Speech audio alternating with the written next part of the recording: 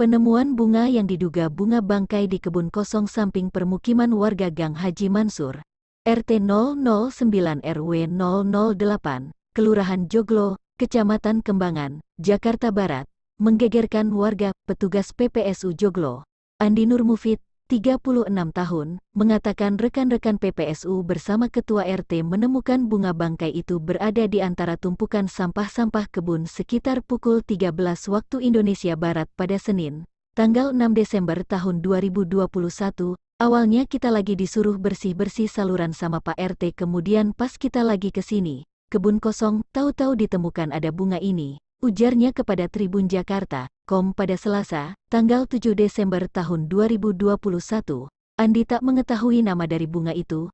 Menurut Ketua RT setempat, bunga itu bernama bunga bangkai. Andi dan rekan PPSU yang lain kemudian merapihkan sekitar lokasi penemuan bunga bangkai.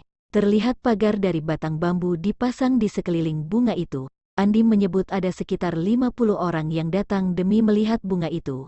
Banyak warga yang berfoto di samping bunga bangkai itu.